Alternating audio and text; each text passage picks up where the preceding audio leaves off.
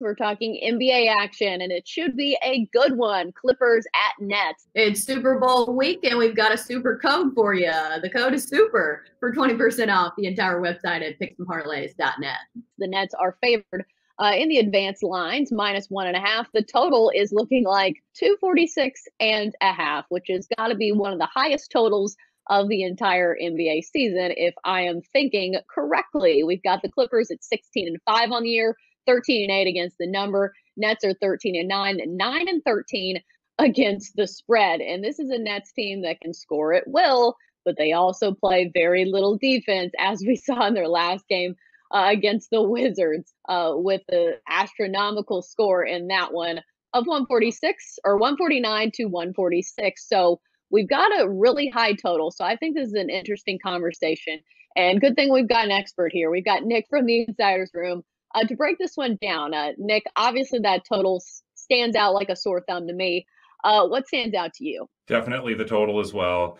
I think it's too high here. You mentioned Brooklyn putting up really great offensive numbers and really horrible defensive numbers. But I mean, these are two teams which have been heavily affected by COVID in the early going, also injuries, trades, other off-court issues. So whenever these teams play, there's invariably some superstar going to sitting out. So for this particular contest, I'm going to steer clear of that as far as the who's on the court. I'm going to handicap this game completely from a situational standpoint.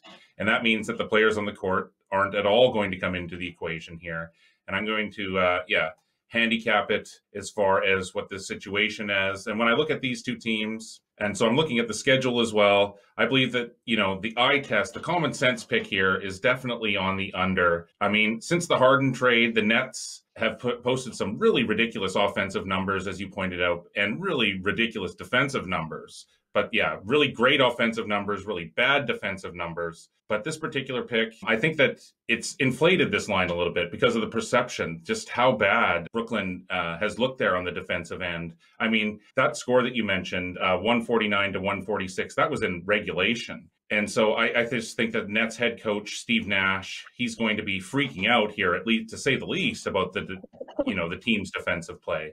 Brooklyn allowed 48 points in the fourth quarter to the Wizards. And so, honestly, I don't expect anything crazy like that to happen again. On the other side of the court, I mean, the Clippers, they're playing well again. And that's mostly because they're healthy. LA averages 114.5 points per game. It's also seen the total go under the number in 10 of its last 14 road games after scoring 125 points or more in a straight-up road win in its last outing, Chelsa. So I do look at strong trends like that. But yeah, as primarily a situational handicapper at heart here, when I break this one down and I look at all the different pieces, I think definitely the under is the correct call in this particular situation. Well, I mean, earlier in the season, it would take a brave soul to take an under in a Nets game. But I think the trends are pretty telling here. At some point, it's got to, tail off.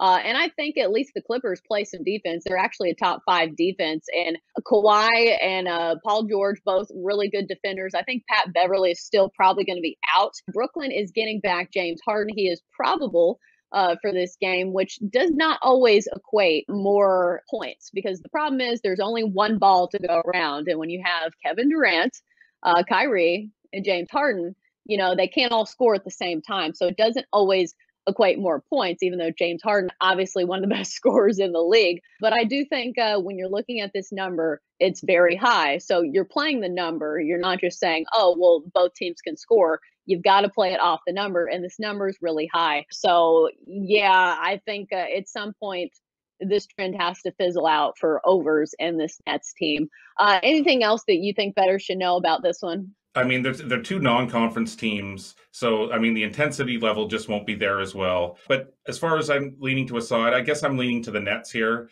I just think that, Durant and company, they're going to be out to atone for that loss to the Wizards. And actually, the Clippers have a much more winnable game the following night at Cleveland.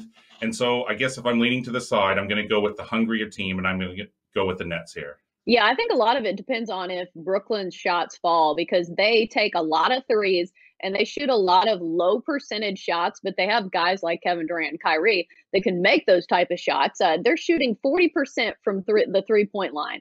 ranked second in the league. And, well, the Clippers are ranked first. So you've got two really hot shooting teams from three. I will say defensively, the Clippers actually defend the three pretty well.